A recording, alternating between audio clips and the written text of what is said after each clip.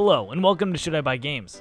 My name is Connor Evans, and today I'll be talking about microtransactions and season passes. I've been thinking about doing long-form content, and this is what I landed on. I'll take a hot subject in the video game industry and do little one-off videos, putting out my opinion on the subjects. I want to kick this off by talking about microtransactions and then follow it up with season passes. Microtransactions.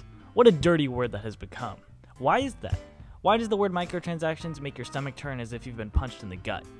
Is it because we've been burned over and over again by ridiculous and unfair money grabs? Or are we overreacting a bit?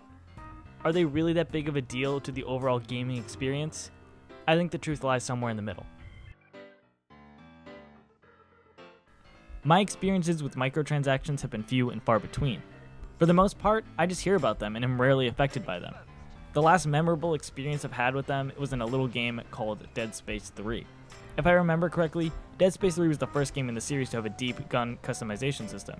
Only problem was that you could buy individual parts with cash instead of gun experience. As you may expect, the internet exploded. I don't hate Dead Space 3 or really care that it went in a weird, action-oriented direction for the third game, but the gun customization system was pretty awesome. It was simple and fun and added to the depth of the overall Dead Space gameplay. I understand that the whole pay-to-win thing is an issue for some people, but in a single-player game like Dead Space, who does it hurt? I'm 19 years old, so this argument obviously doesn't come from experience, but let's try to get into the shoes of a middle-aged man with 2 kids and a full-time job. You come home from a hard day of work and taking your kids to soccer practice. You're exhausted, and all you want to do is turn off your mind and play this so-called scary game. If it adds to your personal experience to be an overpowered, gun-toting badass in a single-player game, then what does it matter? It doesn't hurt the person who doesn't have the extra bucks to spend, because you have the option to play the game as you originally would, and just ignore the microtransactions, as I did.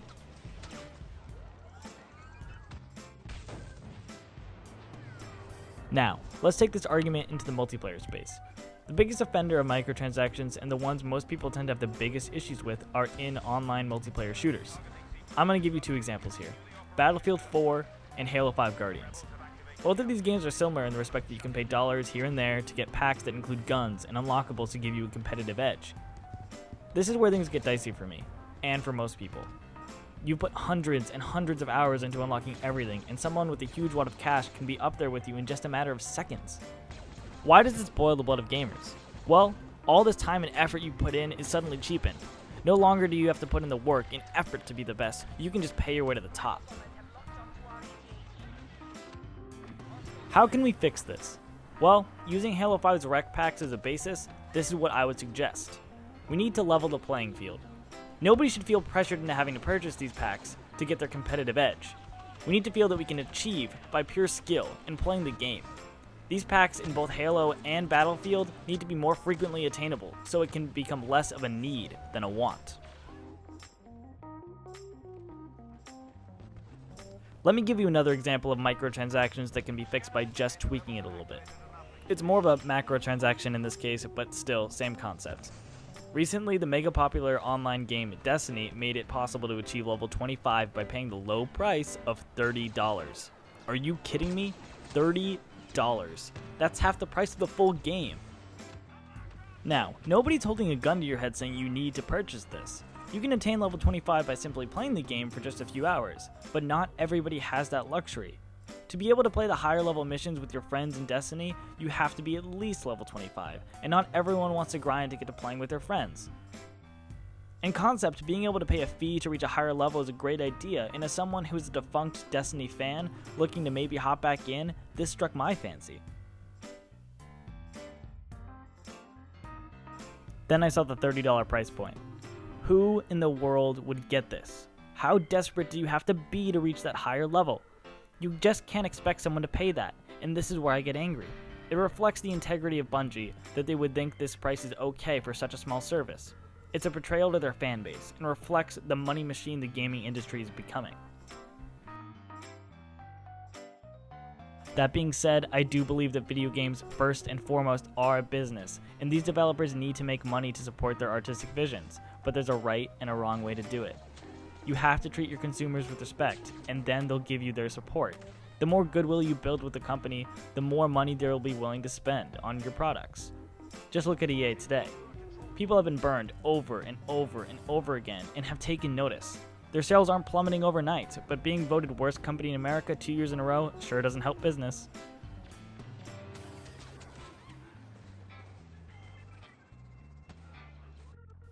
Let's take some time to talk about season passes. I'm going to give two examples here again. The Batman Arkham Knight and Star Wars Battlefront season passes were nothing short of crimes against humanity. The Batman Arkham Knight DLC was announced for $40, more than half the price of the game, and was revealed with essentially no detail of what the season pass would include.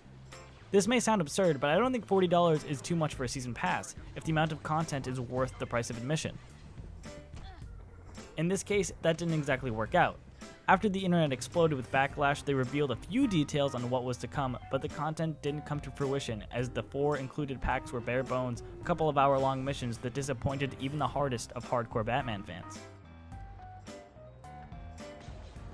Now, the Star Wars Season Pass is yet to be seen in action, but it's another case of exploiting a relationship with consumers and treating them unfairly.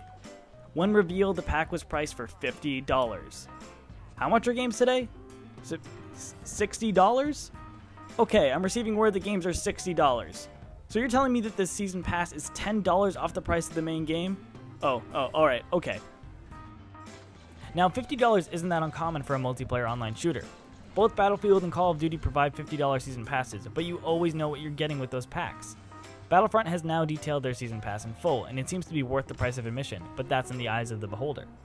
The problem is that yet again they failed to fully detail what you'd be getting right out of the gate. They gave a brief description, but then went dark for months, neglecting to give any word on when buyers would be receiving or exactly what they'd be getting until just a few weeks ago. The game came out in early November. It's March, for Christ's sakes.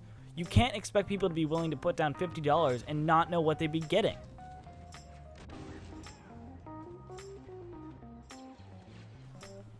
I go on Reddit every day, and someone is mad about something or other when it comes to the price of the next season pass or their favorite series adding microtransactions to the next game. As gamers, what can we do to fix this? In 2014, Ubisoft Vice President of Creative Lionel Renaud told Edge, quote, "We are able to offer people a new Assassin's Creed every year because they want Assassin's Creed every year," end quote. Well, recently Ubisoft announced that due to the declining sales of Unity and Syndicate, they would not be releasing an Assassin's Creed in 2016. If you truly cannot stand microtransactions, season passes, or really anything in gaming, we as a unit, as gamers, need to stand up for ourselves and stop supporting this bullshit. Just look at Ubisoft. They took notice when we stopped buying. Publishers think it's okay to charge these outrageous prices and allow for pay-to-win opportunities because we continue to buy. Year over year, these issues get worse and worse, and the complaining gets louder and louder. Yet, we're all still gonna buy the next season pass. I mean, how could you possibly pass up duking it out a Jabba's palace and the Death Star? It seems like we all want to do a whole lot of complaining, and not a lot of doing. Not a lot of things are gonna change overnight, but we can change things. It's a buyer's market, and we may all want to learn to start voting with our wallets. I hope you enjoyed this video on Should I Buy Games. What do you think of season passes or microtransactions? Do you agree? Disagree? Why? If you enjoyed the video and want to hear more, be sure to like the video and hit that subscribe button. And remember, let me waste money so you don't have to.